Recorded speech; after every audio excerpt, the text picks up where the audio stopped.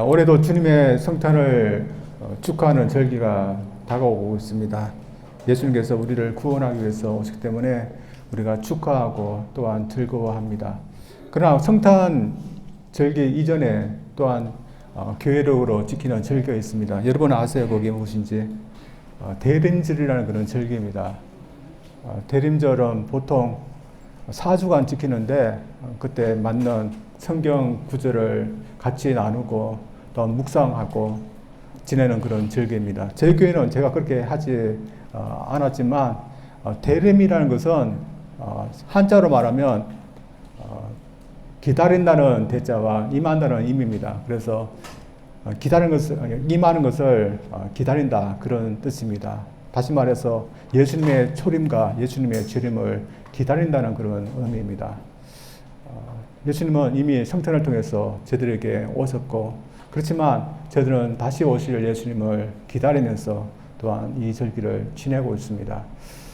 그래서 주님께서 우리에게 오신다는 것은 매우 중요하고 또한 그 주님을 우리가 기다리는 것도 매우 중요한 그런 일인 것입니다.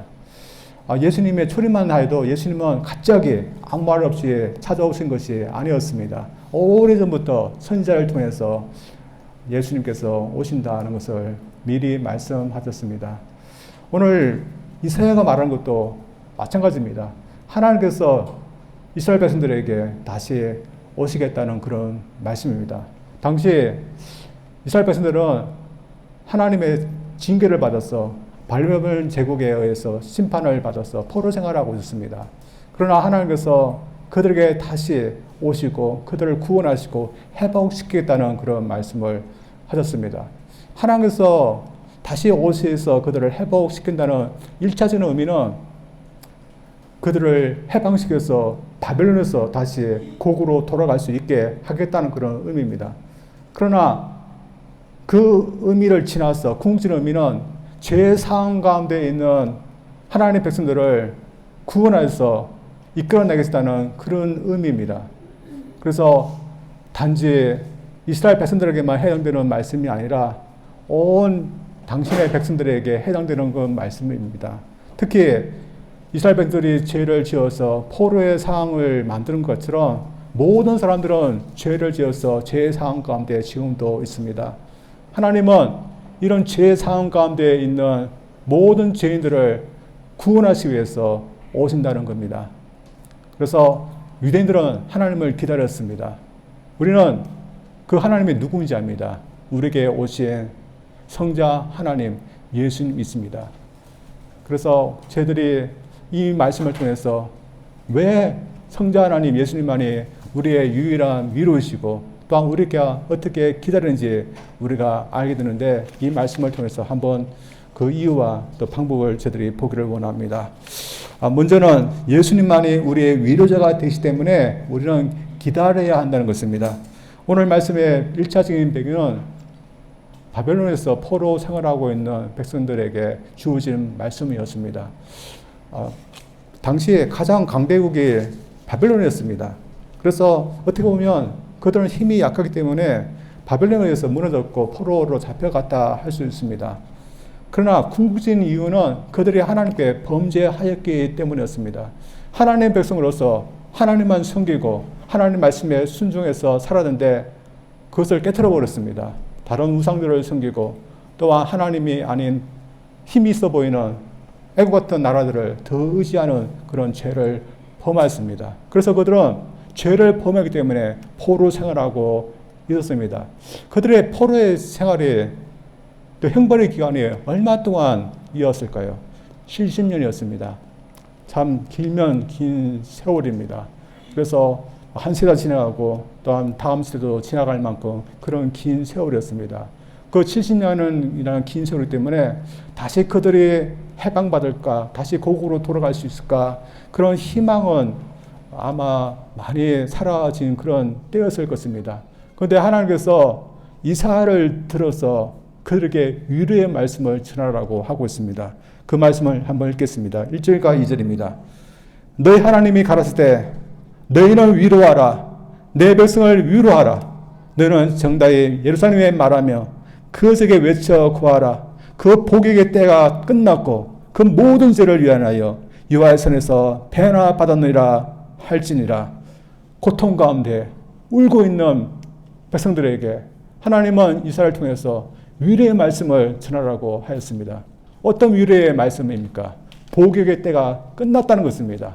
그리고 하나님께서 그들의 죄의 삭을 배나 받았기 때문에 하나님께서 용서하셨다. 그런 말씀을 전하고 있습니다. 자신의 그런 포로 상황이, 그 고통스러운 상황이 하나님께 범죄에서 이루어진 상황이라고 믿고 있는 사람에게는 이 말씀이 참 어떻게 들렸겠습니까? 하나님께서 자신들을 용서했다는 말씀이기 때문에 참 위로의 말씀, 기쁨의 말씀으로 들렸을 것입니다. 우리가 생각해 보면 내 복역이라는 것은 감옥이나 어떤 곳에 갇혀서 세월을 보내는 겁니다. 그런데 그들이 지금 죄 때문에 지금 복역 생활을 하고 있는데 하나님께서 이 복역의 시간 다 끝났다. 이제 해방이다. 하나님께서 용서했다. 하는 그 말씀이 얼마나 위로의 말씀이겠습니까? 그러나 그렇지 않게 생각하는 사람들에게는 이 말씀이 위로의 말씀으로 들리지 않았을 것입니다. 다시 말해서 국력이 약해서 우리나라가 이렇게 되었다. 포로 잡혀왔다. 생각하는 사람들에게 크게 위로가 되지 않았을 것입니다. 오히려 나라가 강해졌고 또한 우리가 부유하게 살 수 있는 어떤 것을 우리가 발견하게 됐다 등등의 그 말이 더 위로가 되었을 것입니다. 오늘도 자신들의 상황에 하나님에게 범죄해서 이렇게 우리가 되었다 이렇게 믿고 있는 사람들만이 오늘 하나님의 말씀이 위로의 말씀으로 들리게 되었습니다. 따라서 이사야는 더 유다 백성들뿐만 아니라 모든 사람들이 더 하나님만이 유일한 위로자이심을 알게 하기 위해서 더 전하게 하십니다. 그 말씀의 6절에서 8절까지입니다. 말하는 자의 소리여 가로되 외치라. 대답하되 내가 무엇이라고 외치리까. 가로되 모든 육체는 풀이요 그 모든 아름다움은 들의 꽃 같으니 풀은 마르고 꽃은 시듬은 여호와의 기운이 그 위에 붐이라. 이 백성은 실로 풀이로다. 풀은 마르고 꽃은 시드나 우리 하나님의 말씀은 영영이 서리라 하라. 하나님은 이사야를 통해서 다시 말씀하셨습니다. 너희들의 상황을 보라는 겁니다. 너희들의 상황은 지금 위로가 필요하고 구원이 필요한 상황이 아니라는 것입니다. 죄 가운데 있는 너희들의 상황을 지금 보라는 겁니다. 그 어떤 상황이겠습니까? 유한하는 그런 상황입니다. 마치 들에 피는 꽃과 같은 그런 신세가 되는 그런 상황이라는 것입니다. 우리가 들에 있는 풀을 보면 이 풀이 얼마만큼 살 수 있을까요? 우리 하와이에 있는 풀은 죽지도 않고 계속 사는 것 같지만 다른 곳에 있는 풀을 얼마나 살까요? 몇십 년 살까요? 1년도 안 돼서 죽는 풀도 많이 있습니다.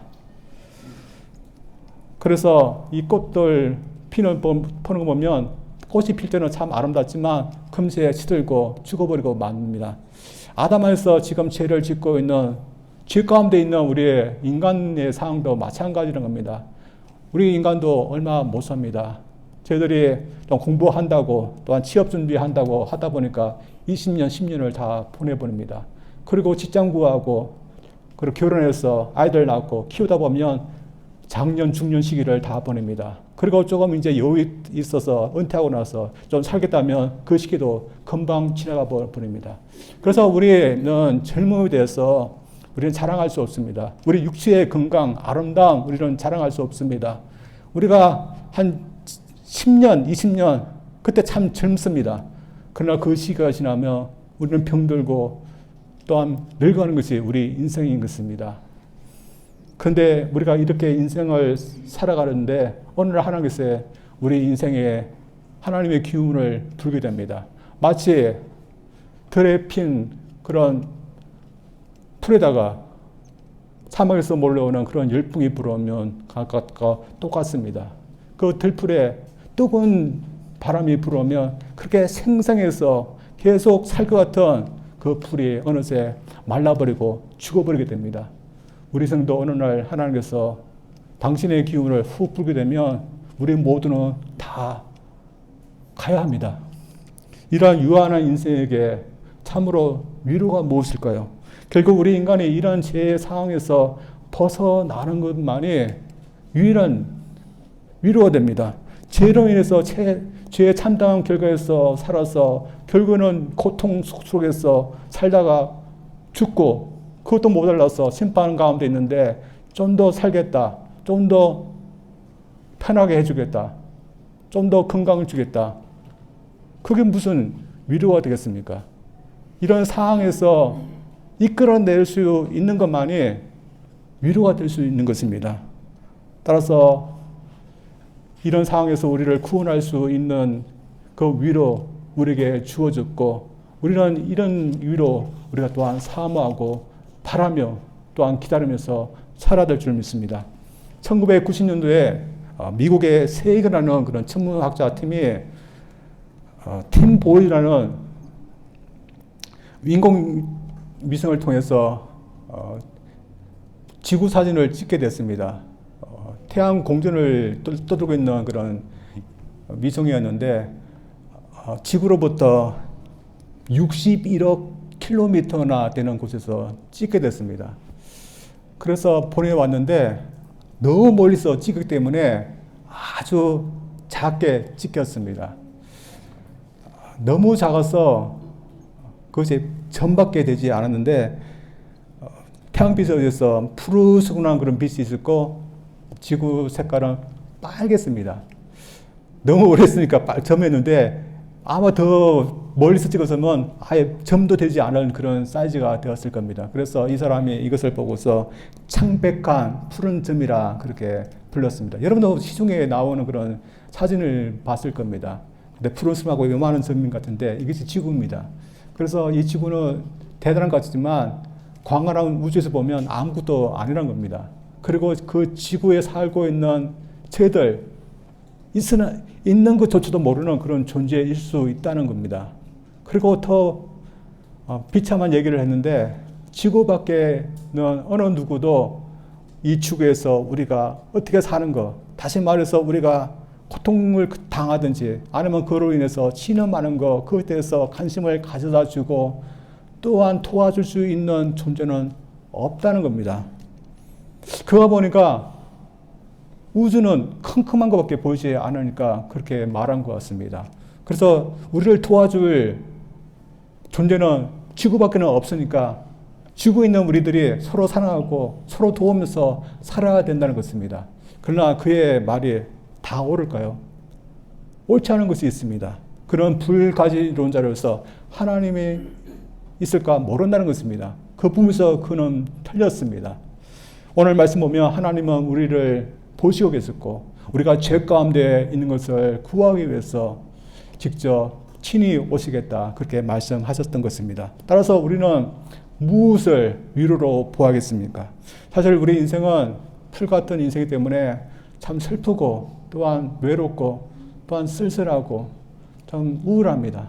그래서 저희들은 이런 슬픈 인생을 살기 때문에 좀 위로받고자 하는 그런 노력을 다합니다. 그래서 저희들이 어떤 노력을 합니까?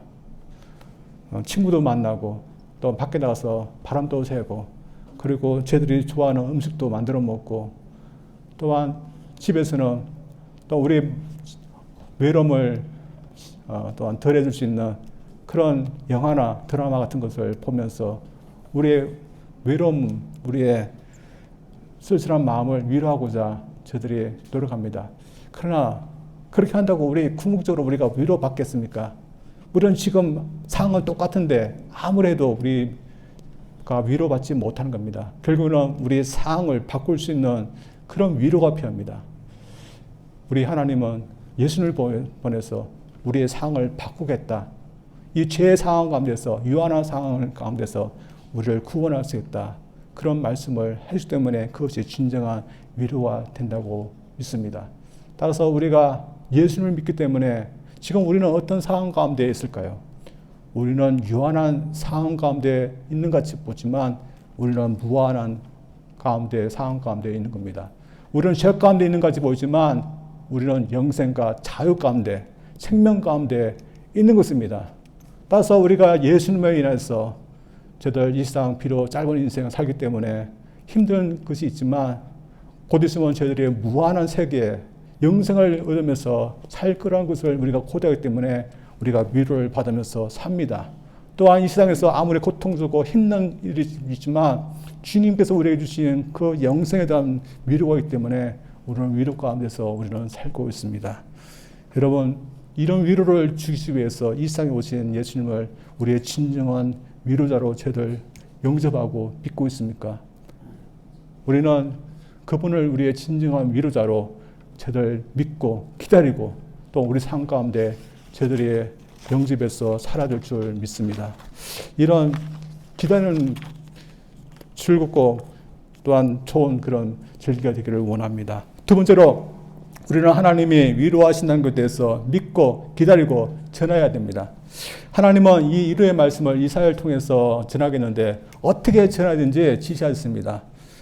2절 말씀 보면 정다이 예루살렘에 말하라고 그랬습니다. 그리고 외쳐 구하라고 했습니다. 3절 말씀도 마찬가지입니다. 외치는 자의 소리하면서 외쳐야 되는 것을 말하고 있습니다. 한번 9절 말씀 읽겠습니다. 아름다운 소식을 시온에 전하는 자여 너는 높은 산에 오르라. 아름다운 소식을 예루살렘에 전하는 자여 너는 힘써 소리를 높이라. 두려워 말고 소리를 높여 유다의 성읍들에 이르기를 너희 하나님을 보라 하라. 모두 담대히 외치라고 말하고 있습니다. 왜 하나님은 선지자들에게 왜 외쳐서 전하라고 하는 이유가 무엇일까요? 당시 이스라엘 사람들이 과연 이런 일이 있을까? 하나님의 말씀을 믿지 않으려는 사람들이 있었기 때문입니다. 또 하나님의 이 위로의 말씀, 희망의 말씀에 대해서 무관심하려는 그런 사람들도 있었기 때문입니다. 우리가 이스라엘 사람들, 특별히 포로로 잡혀있는 이 사람들을 생각해보면 그럴 수 있다고 생각합니다. 왜냐하면 그들은 포로로 잡혀있지만 70년의 긴 세월을 통해서 그곳이 제2의 고향으로 생각하면서 익숙하게 살아왔었을 겁니다. 그래서 어떻게 보면 지금 많이 정착해 있고 안주되어 있으면서 살려고 합니다. 그들이 그 가운데서 하나님을 잊어버리고 또한 죄 가운데 살지라도 그렇게 안주하면서 살려고 하는 그런 사람들이 있는 겁니다. 그래서 하나님은 이렇게 안주해서 살려고 하는 사람들에게 이스라엘을 통해서 그들에게 말하기를 안주하지 말라. 대신 하나님께 나와서 하나님이 원하시는 그런 삶을 살아라. 그렇게 희망을 주고 또한 건면하는 그런 말씀을 외치라고 말씀하고 있습니다. 오늘날도 안주하려고 하는 그런 사람들이 있습니다. 그래서 비록 죄 가운데 또 유한한 상황 가운데 고통 가운데 있지만 오래만 살면 괜찮다 그렇게 생각하는 사람도 있습니다. 또한 죄 가운데 사는 거 그거 괜찮다고 그렇게 생각하는 사람도 있습니다. 하나님께서 뭐라 하든지 행복하고 또한 이 세상에서 출세하면서 살면 괜찮다고 하는 사람들이 있습니다. 그런 사람에게 하나님의 이 말씀은 어떻게 들리겠습니까? 참 위로의 말씀으로 들리지 않을 겁니다. 하나님이 우리의 궁극적인 해결치가 되시고 또한 저희들이 예수님 하나님에 의해서 이런 상황 가운데서 구원받아야 되지 우리가 위로받을 수 있다는 그것에 대해서 그들은 듣지 않으려고 하고 있는 겁니다. 이러면서 오늘날도 많은 사람들이 하나님에 대해서 마음이 높은 사람들이 많이 있습니다. 그리고 고통 가운데 있지만 여전히 마음을 높이면서 하나님에 대해서 도도하게 사는 사람들이 아직도 있습니다. 그래서 하나님은 오늘 말씀을 전하기 위해서 사람들에게 준비하라는 그런 의미의 말씀을 전하고 있습니다. 그 말씀을 읽겠습니다. 3절부터입니다. 외치는 자의 소리여 가로되 너희는 광야에서 여호와의 길을 예비하라. 사막에서 우리 하나님의 대로를 평탄케 하라. 골짜기마다 도도해지며 산마다 작은 산마다 낮아지며 구르지 않은 곳이 평탄게 되며 험한 곳이 평지가 될 것이요 여호와의 영광이 나타나고 모든 육체가 그것을 함께 보리라. 대저 여호와의 입이 말씀하시느니라. 하나님이 오시기 위해서 방해되는 것들을 다 정리하라는 그런 말씀입니다. 당시 사막으로 길이 나야 된다면 이렇게 해야 되는 겁니다. 하나님의 오실 때 방해되는 거, 산이 있다면 깎아져야 되고 골짜기에 있다면 메워져야 되고 울퉁불퉁한 곳이 있다면 다 고르게 되어야 된다는 그런 말씀입니다. 근데 문자적인 의미가 많이 아닙니다. 우리가 하나님이 우리에게 오실 수 못하도록 우리 마음에 뭔가 가득하게 차 있으면 그런 거 다 버려야 된다는 그런 의미입니다. 우리 마음이 높아져 있으면 하나님께 대해서 우리가 간절하지 못하고 하나님만이 우리의 위로가 되신다고 하신 것을 우리가 인정하지 못하게 하는 어떤 것이 우리 마음에 가득 차여 있거나 우리 삶 가운데 있으면 그것을 다 내려놓고 우리 마음을 낮추어야 된다는 그런 의미인 것입니다. 여러분, 우리가 하나님 앞에 우리 마음을 높일 때 하나님의 이 위로의 말씀은 우리에게 들리지 않습니다. 그러나 내가 하나님 앞에 나는 그냥 풀이다. 나는 유한한 인생이다. 하나님께서 우리 상황을 해결하지 않으면 우리는 살 수 없는 그런 약한 존재라는 것을 우리가 깨닫고 인정하게 되면 우리 마음이 비워지면 하나님께서 우리에게 하신다는 이 말씀이 우리에게 위로의 말씀 또한 은혜의 말씀으로 들려지게 되었습니다. 이사선들은 지금 백성들에게 그렇게 하라는 겁니다. 오늘도 저희들 그렇게 해야 될 줄 믿습니다. 그래서 어떤 사람도 그렇게 했습니다. 참 안 좋은 케이스인데 신문에서 본 사람인데 영국 사람이었습니다. 이 사람이 사업을 하는 사람이었는데 운 좋게도 사업을 하다가 복권을 샀는데 1등에 당첨하게 됐습니다. 무려 그 당시의 돈으로 한국 돈으로 계산한다면 거의 360억 원이 넘는 그런 돈이었습니다. 친구에게 좀 나눠주고 그 돈을 가지고서 이사를 가게 됐습니다. 뭐 자기가 복권 받았다 하면 강도 당할 수 있으니까 이사를 해서 운둔해서 살게 됐습니다. 근데 가서 살는데 좋은 집을 샀습니다.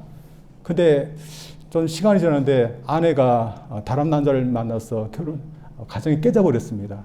근데 돈이 있으니까 같이 자신을 도와주는 그런 여인을 만나서 다시 결혼을 할 수 있게 되었습니다. 그리고 몇 번이나 이사를 했습니다.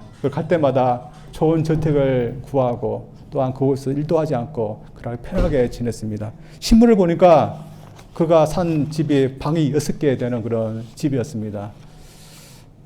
돈이 있으니까 여러 해 동안을 그렇게 은둔하면서 살았는데 신문을 보니까 그가 73세에 세상을 떠났다 그런 이야기가 있습니다. 여러분, 이렇게 아무런 걱정 없이 사는 것 많은 사람들이 부러워할지도 모릅니다. 그러나 그가 일평생을 살면서 얼마나 하나님께 대해서 자신의 마음을 낮추면서 살았을까요? 자신의 아내가 남자를 만나서 가정이 깨졌을 때 그때는 자신의 마음을 낮추었을까요? 또한 자신과 함께 살았던 부인이 사별했을 때 그때만은 하나님만이 나를 위로할 수 있는 하나님밖에 없다 그렇게 하면서 자신의 마음을 낮추었을까요? 그는 그렇지 않을 수도 있습니다. 오늘 많은 사람들도 마찬가지입니다. 너무 많은 사람들이 하나님께 대해서 자신의 부족함을 못 느낍니다. 어떻게 보면 자신이 유아하다는 것을 알고 있지만 하나님께는 그렇게 인정하지 않으려고 합니다. 저들도 마찬가지입니다. 만약에 저희들이 있는 그런 상황을 우리 스스로 해결할 수 있다면 우리는 하나님께 대해서 그렇게 마음을 낮추지 않을 겁니다.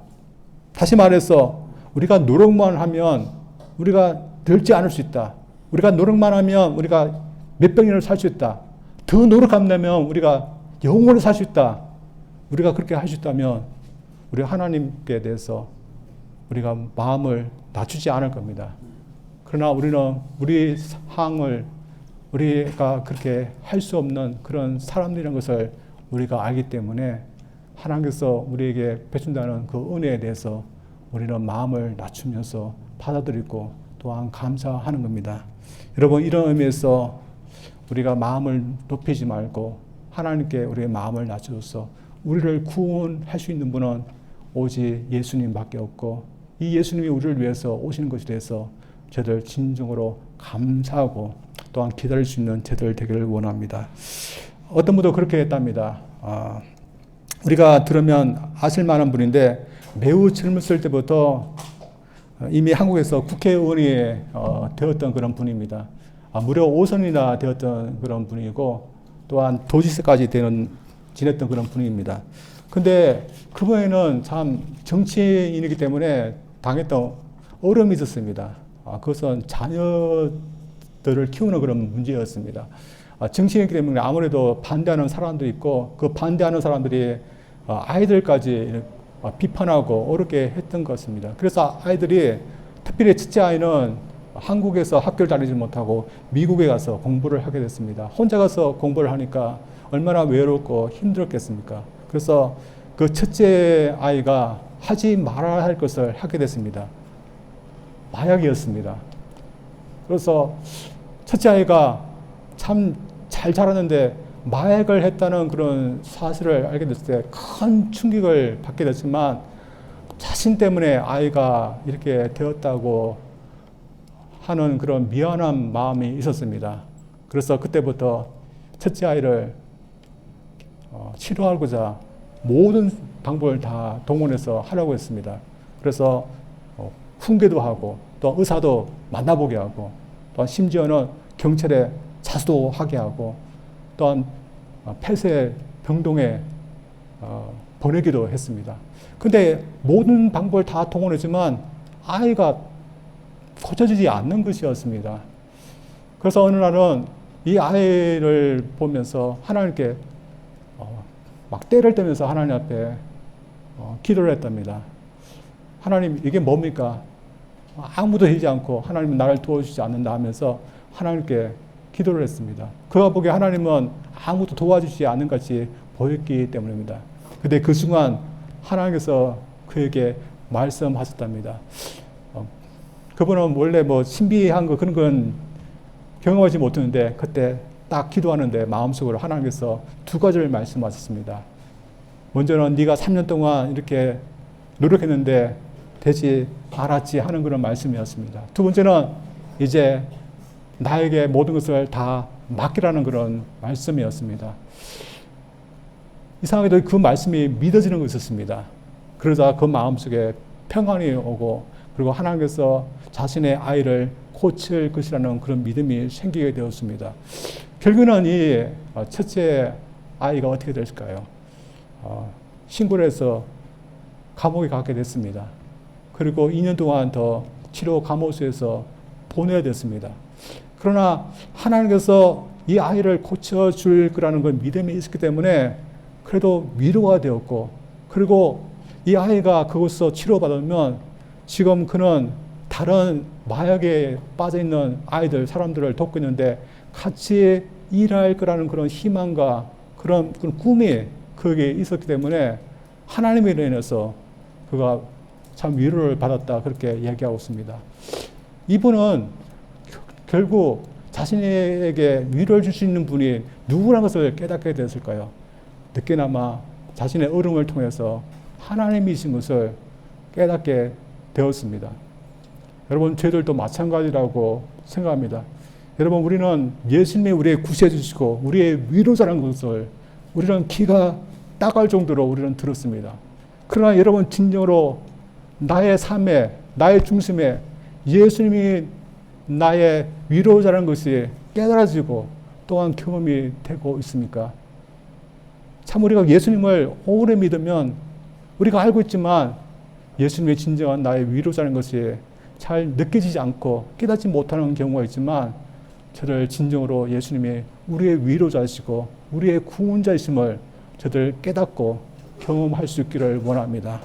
그래서 우리를 창조하시고 우리를 용서하시고 우리를 죄의 상황 가운데서 우리를 건져낼 수 있는 그 능력의 하나님, 그 하나님 보내신 그 구세주가 우리를 유일하게 구원할 수 있는 우리의 위로자이시고 또한 우리가 감사해야 될 우리에게 오신 우리의 구세주라는 것을 저들 믿고 그분이 오심을 저들이 기다리고 또한 이 사실을 우리가 알기를 원합니다. 오늘도 많은 사람들이 헛된 위로를 구하고 있지만 저들이 소리 높여서 우리의 진정한 위로자는 예수님이 오신 것을 우리가 전할 수 있기를 주님의 이름으로 축원드립니다.